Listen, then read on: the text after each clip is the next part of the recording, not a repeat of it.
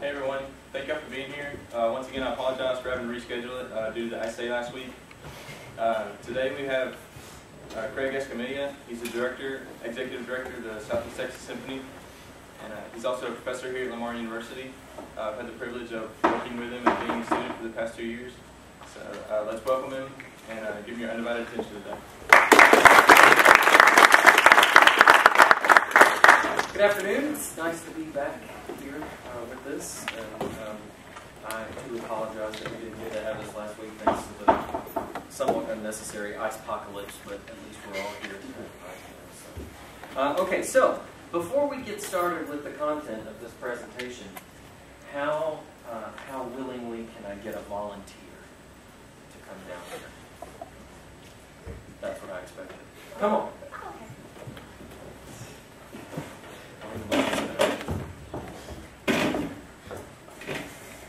Make sure you get captured on camera so you can live on YouTube. Okay, all right. What's your name? Brianna. Okay, Brianna, where do you work? Or do you work? No. Okay, you don't work. All right. What's your dream job? I'm not really sure yet. I just want to be happy with whatever I'm doing. All right. But we got to get a little more concrete for the purposes of this exercise. So, where would you love to work, even if it's just right now?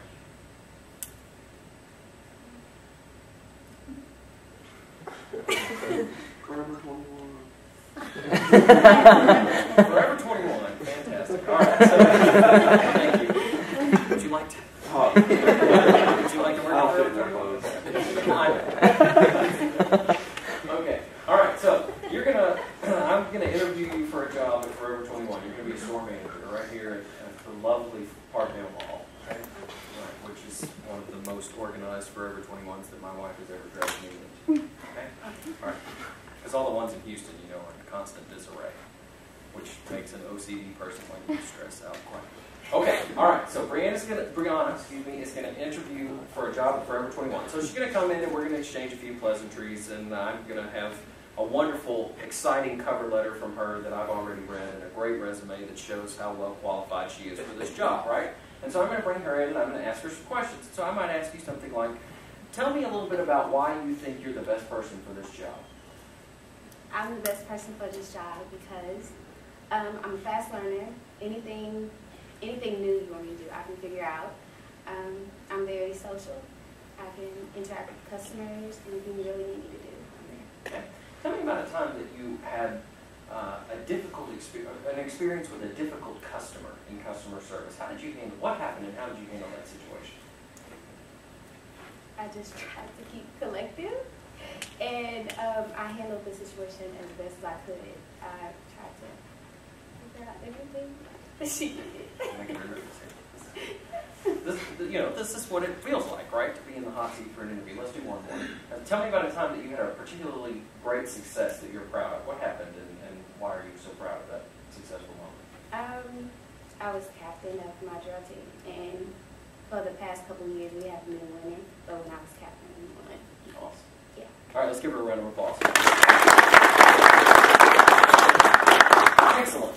So that gives us just a little sample of what a typical job interview might be like, and we'll look at that in a little more detail today. So how do we get to that point? That's the whole thing of what we're going to talk about today, and then we'll talk a little bit about what you actually do when you get there, okay? So I'm in the business of making sure that if I spend an hour with you, that when you walk out the door, you have some practical tips that you can go put to work today, okay? So that's where we're going today. If you have questions, I'll stop periodically to answer some of those. We'll have some time for them at the end, and if you have specific personal things, you can come see me afterwards. I'll hang around.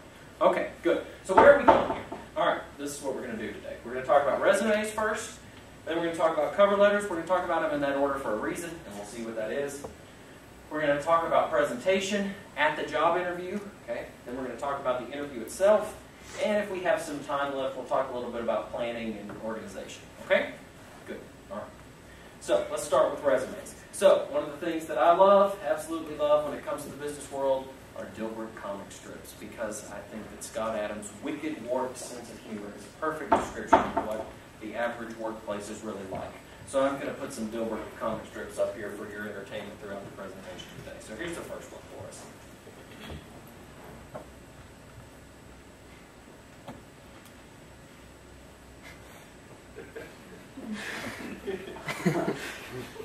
funny though this is, there's a lot of truth to it, actually, in our world today. And we'll talk a little bit about that as we get going a little later on. All right, so let's start here. So, resume. All right, the first thing and the single most important thing that we need is some good, accurate, complete, current contact information up at the top of the page. Okay? So, these are the kind of things that we want. Your name, your full name, how you want to be called, that kind of thing. An address, a permanent address of some sort. Okay? And preferably one where mail will actually be received. Okay? A phone number that you'll actually answer, where people can actually reach you. Okay? Yes. This sounds stupid, but it actually happens. Okay? An email address that also is one where people can actually reach you, that you check and respond to within some reasonable period of time. Okay?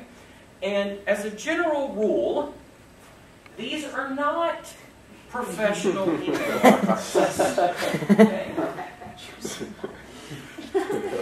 Or the much worse variations that I didn't put up here on them, okay? These are not acceptable email addresses. What would some good email addresses look like? Probably something like this, okay? Some variation on your name. Okay, and that's pretty much all that I have to offer there for one. Okay. All right, so something like that. Simple, probably contains your name, looks professional. You can make a free email address anywhere on any service, right? So if you've got Hot Stuff 23 or whatever it was, fine. You can keep that one for all the people that normally email you there. Set up a professional one for this purpose, okay? All right, good. So, what do we see on a resume? This is where we get into the meat of this. All right, so as a general rule, we want to start our resume out with a section that describes professional experience, our work experience, okay? Now, what if you don't have a lot of work experience? Well, we'll come back to that and talk about it in just a second, okay? All right, so we're going to start out with work experience. And we want to see these things. What is the position that you held? What is the organization? Where is the organization located? And how long have you been in the position? Or how long were you in the position if it's something that you've completed? All right, so let's take a look at a couple of things up here. So I have my current job. By the way, these are prioritized not by priority. Okay? They're also not I said that backwards. They're prioritized not chronologically. They're prioritized by importance or priority to me. Okay? So, what you see up here is Executive Director of the Symphony. Okay? The most important, the highest position in any organization that I've held. Okay? What you also see up here that's really important to recruiters and interviewers is the length of time that I've held that position. Right? 7 years, almost 7 years. Okay? All right. The next thing that you see is something else that adds some degree of credibility and also has some recency, that I teach. Okay? I teach college students or something like them. Okay, out here. All right. Then the next thing you see is consultant, right? I do some consulting work, like speak to all of you and go help organizations that don't know how to make a strategic plan and things like that. Okay? So, now, if I were sending this resume in for a potential consulting engagement, I'd switch the order of this a little bit, probably. I'm not sure that I would necessarily put consultant first because it's still not quite as high a priority as executive director of the symphony, right? But I would probably switch its place with the teaching part. Okay? All right, and we'll see in a little while how we'll tailor cover letters as well to the specific position. These other two things that I have down here are not so important so much in terms of my professional career or anything like that. They're important because they show tenure. So if you notice that this church choir position that I had and resigned from when I started teaching out here, how long did I have that position? 10 years, right? That's really nice. People want to see that. This is not somebody who's just using this job as a stepping stone to the next thing. This is somebody who can make a commitment and stay with this company for a long time. We like to see that when we're hiring people. Okay? Why? Because it costs a lot of money to replace people when they leave. Right? Even if they leave on good terms. It costs us money. We're losing productivity from an empty position, and we're spending money to recruit and train somebody new. Okay? All right, the other thing down here, the other symphony position, is just to show that I was also with the symphony in another capacity. So I had some career advancement and also, lengthens the tenure. Actually, 8 years that I've been. Okay? The next thing that you see is education. Similar in terms of the listing content, obviously prioritized by the highest degree achieved. And then you might have some other things. I have publications and presentations, some things that I've had published and submitted. You might have an area that's honors and awards, things that you have have received that are great honors or opportunities. You might have professional memberships, organizations that you belong to that are particularly relevant for your career, your industry, your field. You might have community service activities if you serve on a number of, say, nonprofit boards in the community, or if you're involved in a number of charitable organizations in the community or something like that. You might list those as well. You want to list things that enhance your credibility as a person first and as a potential employee second. Okay? That's the goal here. And then, of course, the last section is that wonderful section about references. And we'll talk about that in just a second. Okay? For work experience, what if you have a job up here, well, like executive director, what do I not have up here? I don't have a description of that job. Right? Why not?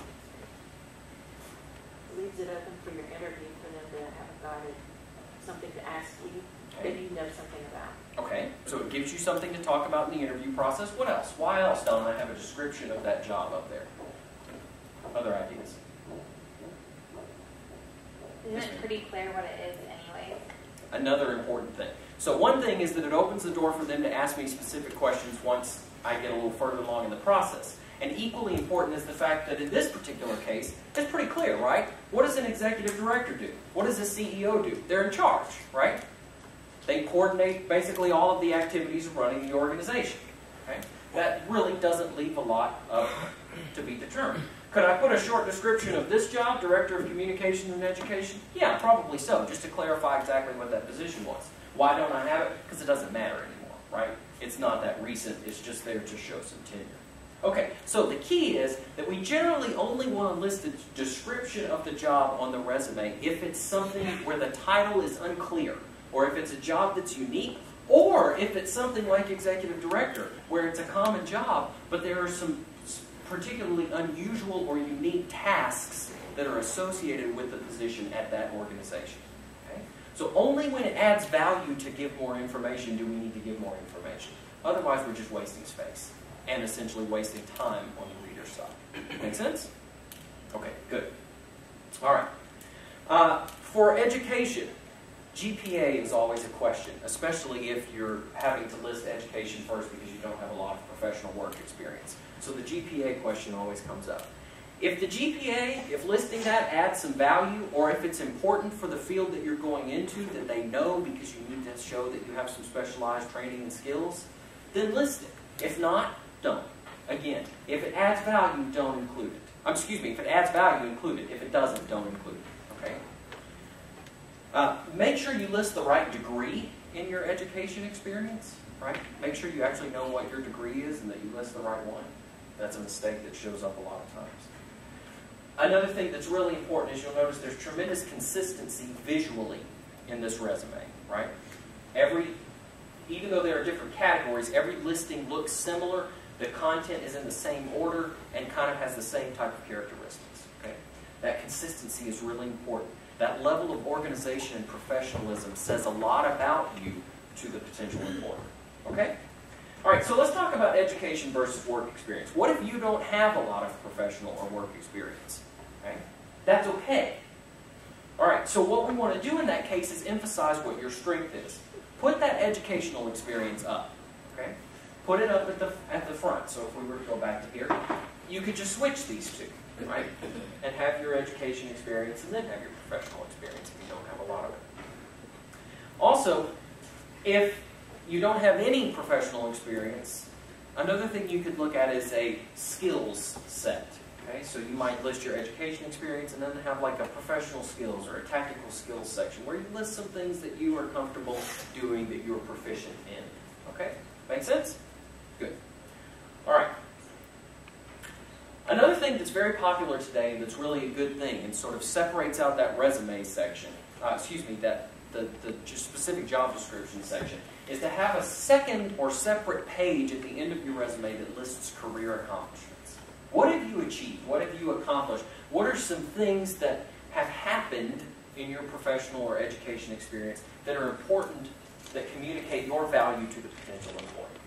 Okay? And so we have some things up here.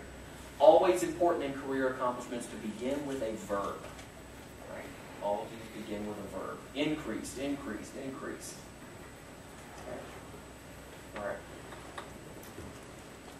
Functional skills, again, if you don't have a lot of significant accomplishments or professional experience, you might want to focus on that functional and tactical skills section. Okay. Let's talk more specifically about references.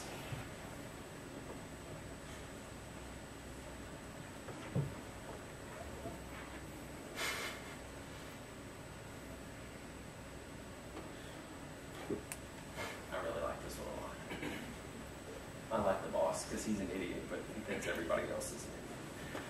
Okay. All right, so resumes. There we go. All right, so for the listing, we want content that matters, right?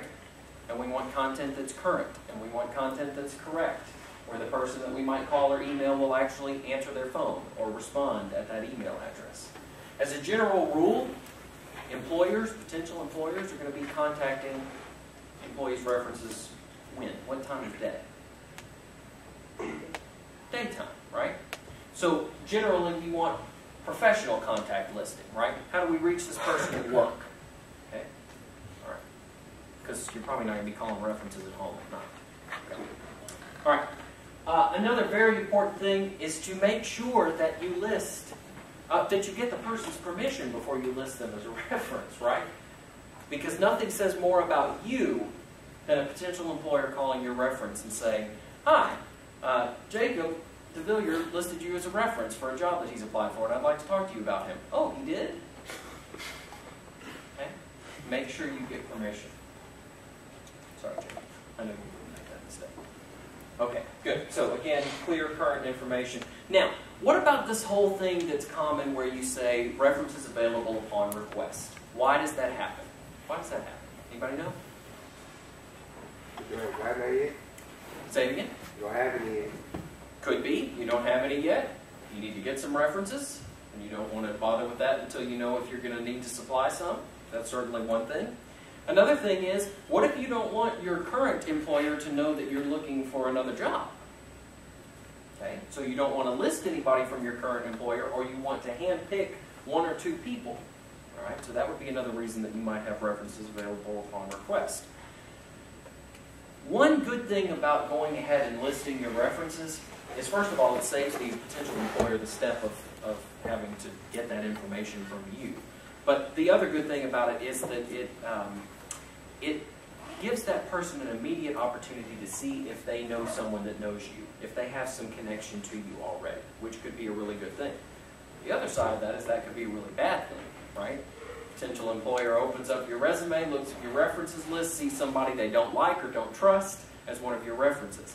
That could be problematic for you, okay? So there's a risk to going ahead and listing them. There's a risk in not going ahead and listing them as well, okay? Also, we want to customize the reference list to each job. Just like we customize the content listing on the resume and sort it in slightly different order, we want to customize the reference list. People that will know you in the context of the job you're applying for and will add some value in that respect. Okay. Let's talk about online resumes. This is something that's gotten really popular in the last few years. All right. So this is where you've got your resume on some social media site like LinkedIn or something, or just one of those job posting boards, careers.com or something like that. Okay, that's fine, but a few things to think about. First, be careful with your own online presence, right? Your personal security, right? You list too much information somewhere online, you could be a candidate for some type of ID theft. Okay, so be careful about that. Be careful with your online reputation, right? You just put your information out there, people can go search for you, and what kind of stuff are they going to find? Right, back to the Dilbert cartoon, which we look at stuff online. And, okay, so what are you posting? What are you commenting on? What are you liking? What are you following? Etc. Now, the other thing that's really important with online resumes to remember is that these are generally about marketing. They're about selling yourself and promoting yourself. And generally, if you're really going to get a job, you're still going to have to send in a traditional resume through the traditional process. Okay? So, these have their benefits, but they're not really that essential yet. At least not to people that are really looking for good candidates. Okay? Yet, that may change. Okay? All right. So again, sort of summarizing everything on the resume here, the goal is to find a way to take all the content, all of your experience, professional education, etc., and elevate it in a way that makes you look better than the rest of the candidates. Now, you don't know who the other candidates are, so you just have to tailor your resume to the job at hand. Okay? That's the goal. Good. Questions about resumes? Okay. We'll have more time for that later. All right, let's talk about the cover letter.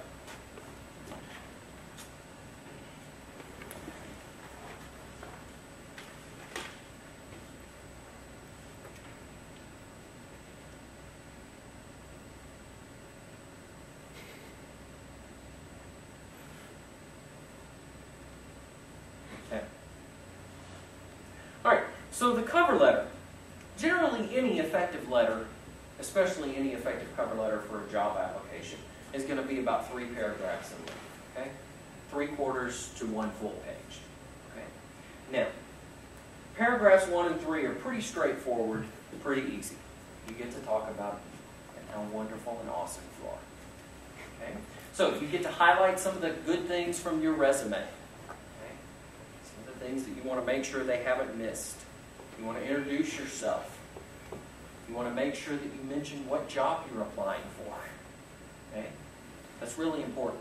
Make sure that you mention what job you're applying for. Why? Because the company may have multiple jobs open, right? Okay.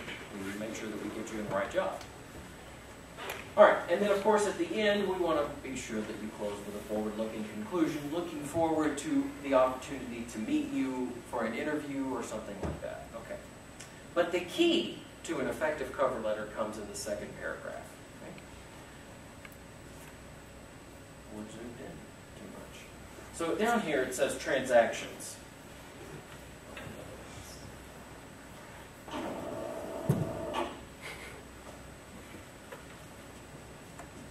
Alright, what we want to know here, why do you fit the job? What do you bring to the table that none of the other candidates do? What do you know and understand about this organization, about this job, that makes you a superior candidate over all the other people? Okay? That's what we want to find out. That's what employers want to know. How are you going to fit in with this company? Right? Your resume has already told us, hopefully, that you are qualified for the job. Right? So we don't need you to restate your resume in the cover letter. We need you to tell us why you are unique, okay, for this fit, for this organization. Okay, so think about it this way. We live in a transaction-based world, right? So let's say that I'm at home and I want to put a TV in a room at the front of my house, okay? But the cable box, where the line from the cable pole comes into my house, the cable box is the back of the house, okay? So what do I need to do? I need to run a cable from the back of the house around to the front, to the room that it's in, right? Let's assume that's easier than going through the inside of the house. All right, so I'm going to run the cable. I've got the cable. I've got it around the front of the house, and I'm at the front of the house standing outside. Now what do I need to do? Holding the cable in my hand, standing outside the front of my house. What do I need to do? What's the next step? I need to get the cable into the house, into the room that I'm going into. How do I do that? Most likely a hole. How do I get a hole? Assuming I don't have one already. Drill. Okay, so I got a drill. Okay. All right. Now, assuming I don't have a drill, I go down to M&D Supply to support Mr. Dyson to the MBA office. Okay. So I get to make sure that you communicate that to him. Okay. I get to M&D Supply and I buy a drill. Do I need a drill? Is that really what I need? From M&D Supply? I need a hole. I need a hole in the wall. That's all I need, right? Especially if you've ever been to my house. I don't need a drill for anything. Okay? But I need a hole in the wall for this cable. That's the whole transaction thing, right? What can you give to me? What can you do for me? I go to M&D Supply, not for a drill, for a hole in the wall. Because that's what I really need. But the drill is the way that I accomplish it. Guess what? Employers are looking at hiring employees the same way, right? I need an HR manager because I need somebody who can do this, this, this, and this. You need to tell me in your cover letter with your job application why you can do this, this, and this, and thus are the best candidate to be the HR manager. If you don't understand the organization and the job that you're applying for well enough to do that in your cover letter, you're probably not applying for the right job. Okay? So, you might have seen on my list of career accomplishments that a few years ago we did a conductor search at the symphony. And we actually did 2 years of search because we didn't like any of the people that were finalists the first year once we got them here and realized that they were all a bunch of jerk faces. Okay, so we had 2 rounds of applications, right? 130 or something applications both times. That's how few conductor jobs there are and how many conductors there are. Okay, some of the people were repeats too, which tells you a lot. Okay, so you know what? I can guarantee you that I can count on one hand the number of cover letters that we received from applicants that actually fit this model. And you know what happened with those that did? They went straight to the top of the stack. Because they had shown that they understood some of the unique needs of our orchestra in this community and how they might be able to fit those needs, despite the fact that none of them lived here or had ever conducted this orchestra. Okay? If you can do that, you will be head and shoulders above everybody else. Okay.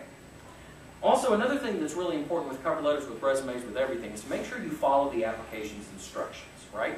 If it says submit this, this, and this, make sure you submit those 3 things. Don't give me a bunch of extra stuff, okay? If it doesn't say submit letters of reference, don't submit letters of reference. I don't want to know how wonderful somebody that you paid to write a nice letter thinks you are. Okay? Period. End of discussion. Don't waste people's time. If you can't follow directions, you probably are not going to be thought of as a good candidate for the job. Okay, good. Questions about cover letters? Okay. So, let's talk about your own personal presentation when you show up for the job interview.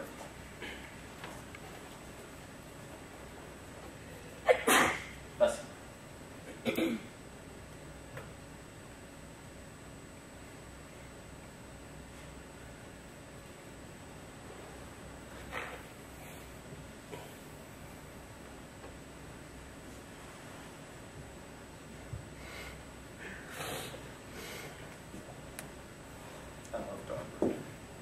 Okay, so, what's the thing?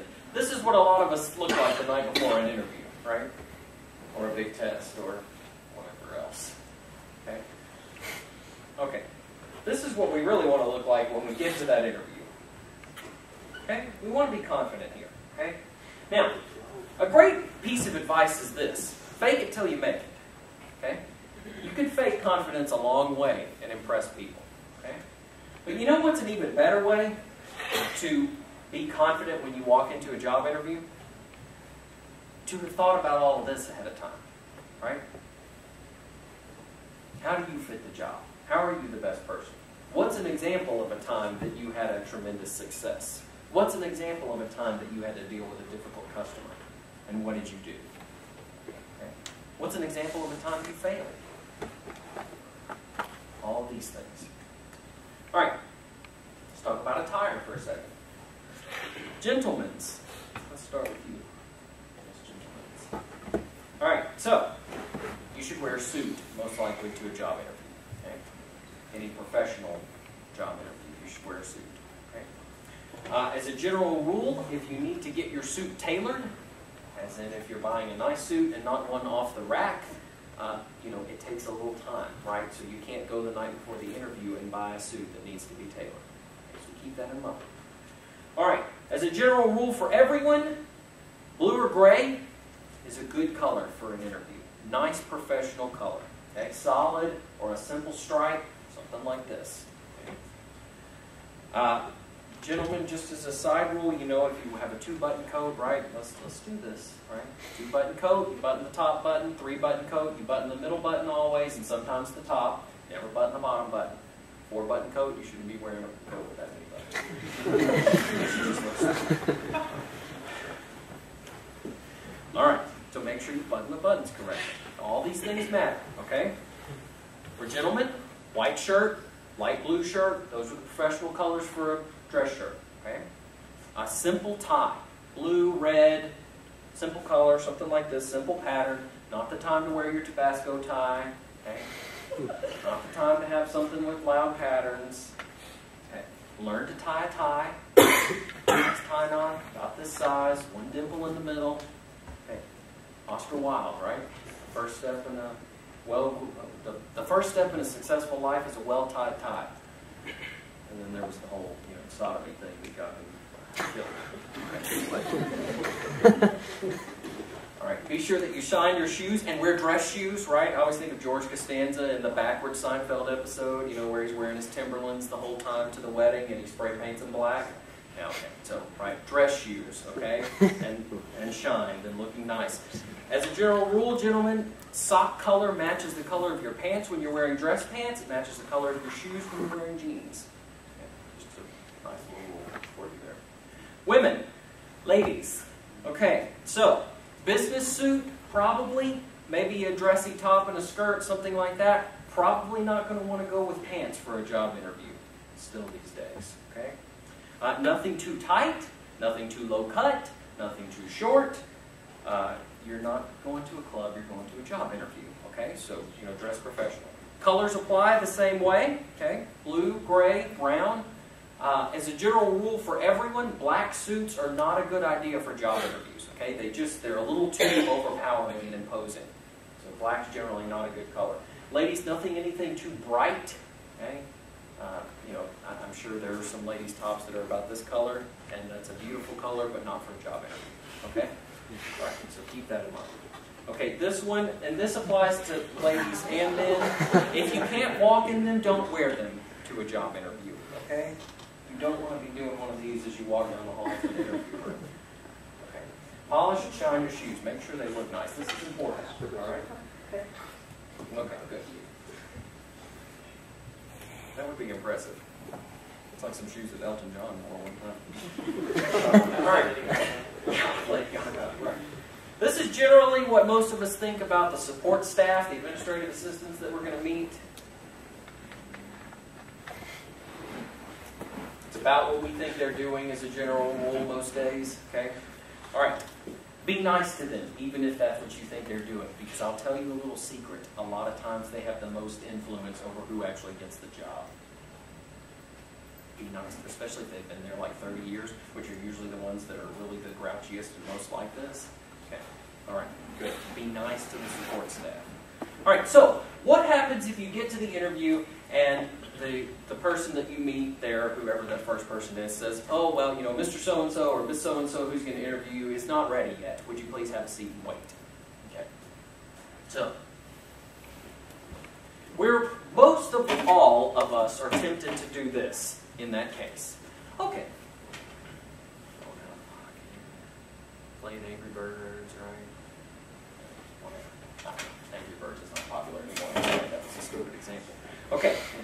Don't do this, right? Wait professionally, okay? Have a seat in the chair. You might review your resume. You probably should bring a copy, maybe a few copies, in case you want to pass them around to people that are at the interview table. Just hand them out to people in the hallway. Hey, hire me! All right.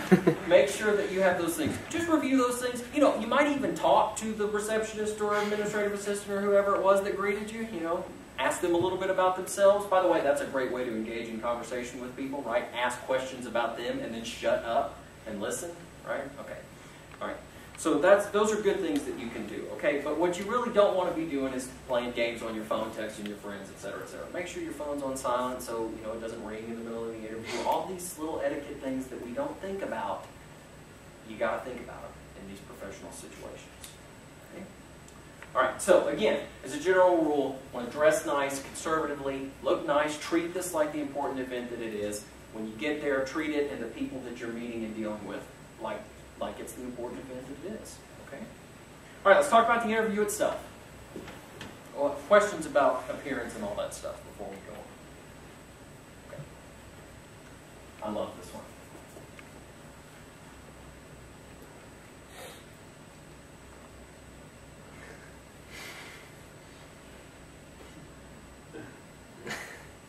I just think that was awesome. Okay. All right, so what types of interviews might we see? The first thing that's common is an individual interview. The person that's going to be your direct supervisor interviews you one-on-one. Okay? This is the most common one. Sometimes it's called a personal interview, typically a one-on-one exchange. In order to best prepare, you want to know what the length of the interview is. These are generally anywhere from 30 to 90 minutes. Okay? If the interview is 30 minutes, obviously you understand that you need to tailor your presentation, your ideas to be more concise. If it's 60 or 90 minutes, you've got a little more time to elaborate on things. And that also gives you a guide to how many and what type of questions they're going to ask you. Okay? So try to find that information out ahead of time. The next type of interview is a committee or small group interview. This is where a handful of people, some important decision makers, are going to interview you. These can be really intimidating, right? Because you've got several people, they're all there, they're all firing questions at you and responses to you left and right. Okay? So a few keys for this. Be prepared.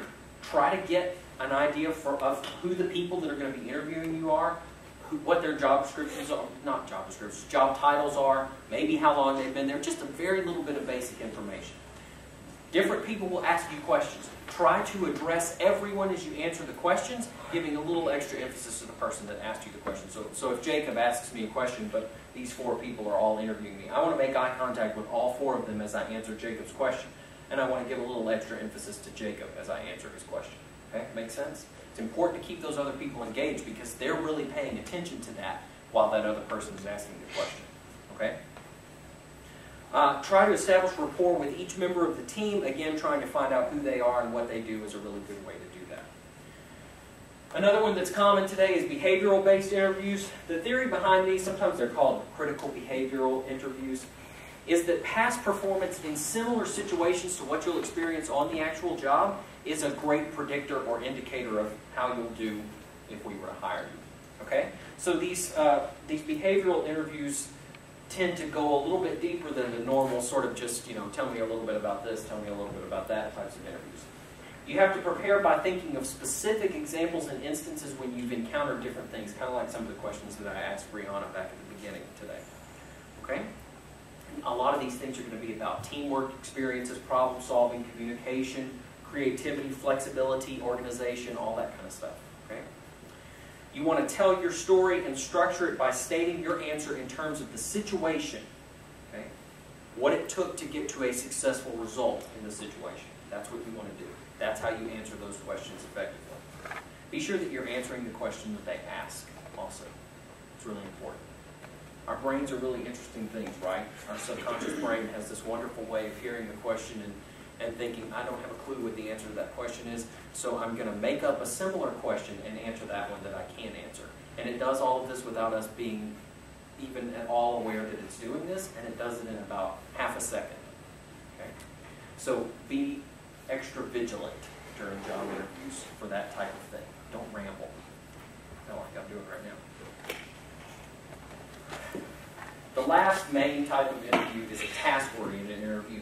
This is where you're actually, given some type of test or problem-solving scenario, some type of simulation that you actually, complete something. Try to relax. If you're not a great test taker, just do your best. Okay. All right. Good. Some sample questions, things that you might be asked. Several I'm going to put up here. Tell me about yourself. Okay. That's pretty broad and open-ended, so we need to get relevant information communicated concisely and clearly. And we need to leave other stupid stuff out. Okay. Why are you interested in working here? This is a nice trick question to refer back to paragraph 2 of the cover letter, right? What do you know about our organization that has attracted you to it? Tell me about me, not about you. Describe your best or worst boss. This is a great opportunity for us to see if you're going to throw people under the bus. What is your biggest weakness? Why? What do you do about it? What was your greatest contribution to your last job? Where do you see yourself in 3 years? Hint. Here.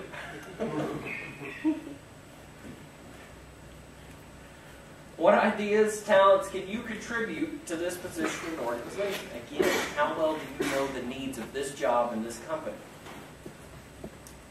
And this one, always. Give an example of a time you. Okay? All kinds of stuff.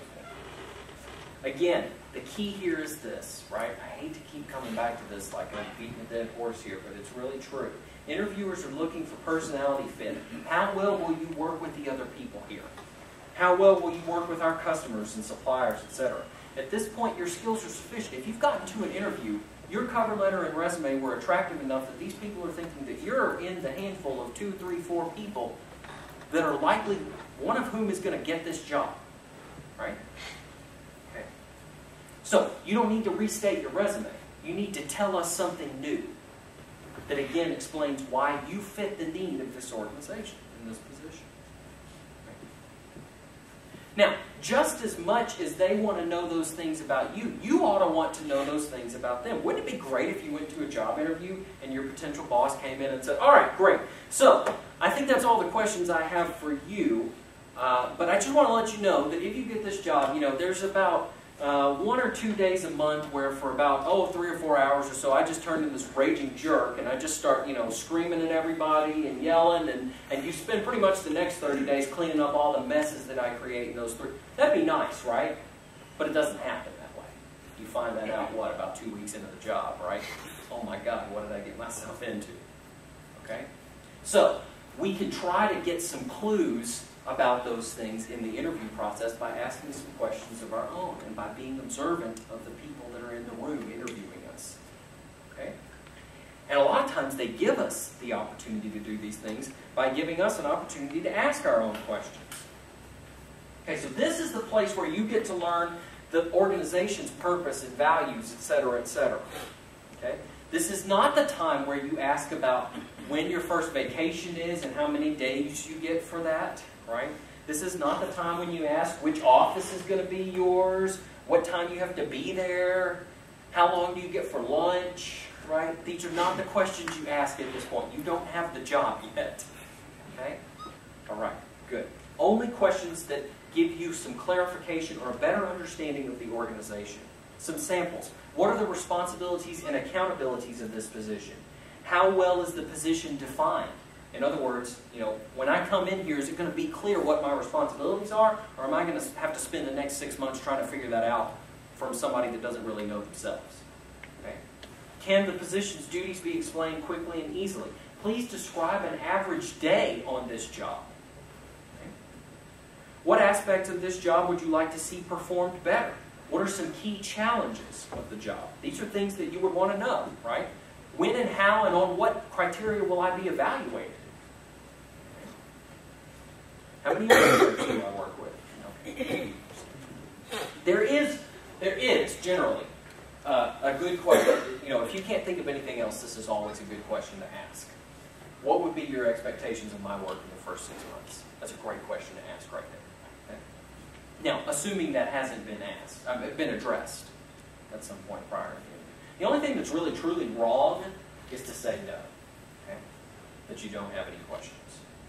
Because if you say no, that you don't have any questions, you're showing the interviewer that you're not really that interested in the organization. Whether that's what you mean or not, that's the way it comes across. Okay? All right, so that's the interview part, but how do you even get there? You know, how do you handle this communication once you submit an application? All right, so as a general rule, to get your foot in the door to get an interview, to get a busy person's attention, write less, right? Bother them less. Keep things simple and concise and brief. Don't call them 3 or 4 times a day. Don't email them 20 times a day, okay? So, as a general rule, and by the way, we want to couch things in terms of them, right?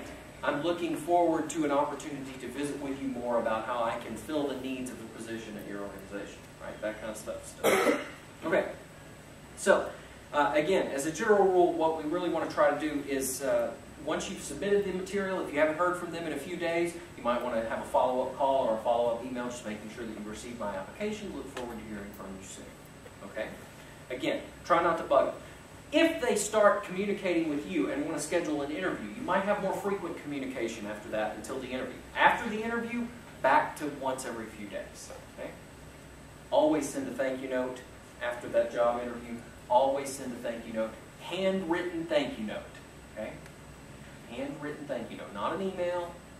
All right? Take the time. Okay?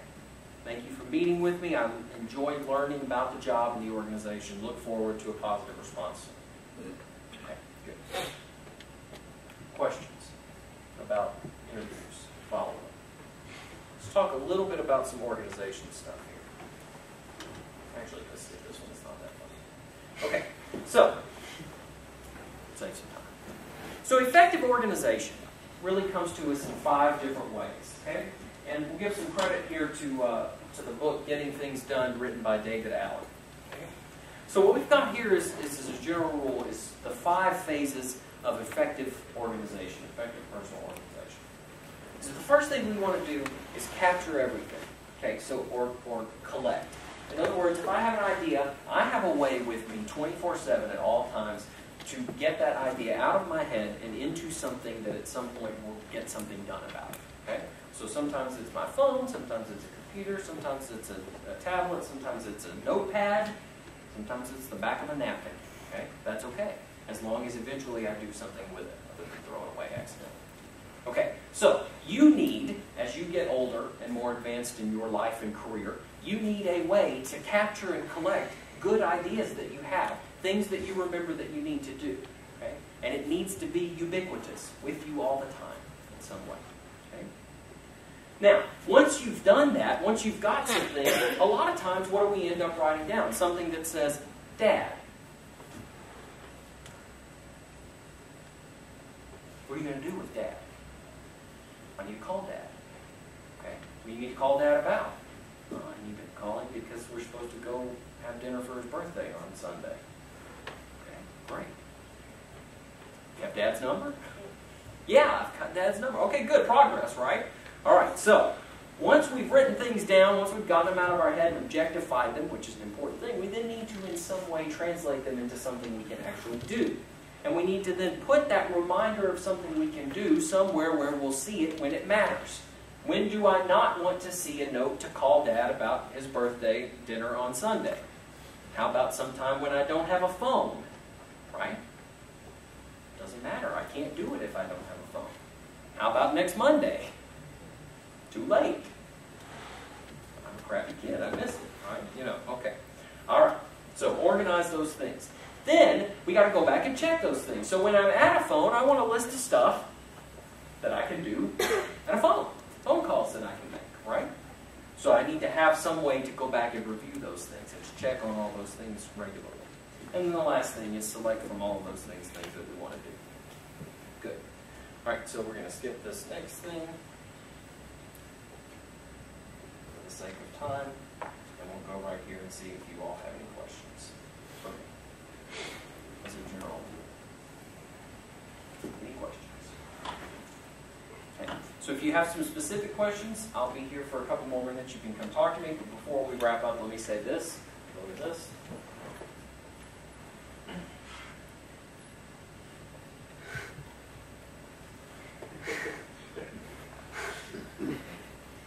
Okay, so notice something that I did here, right?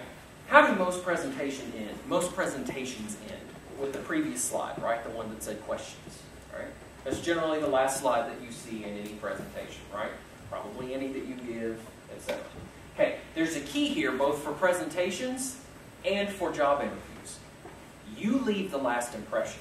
If I leave a presentation with questions as the last thing, then whoever asked the last question, and whatever their question was and my response to it, however good it is the final impression that people walk out of this room with in their mind, right?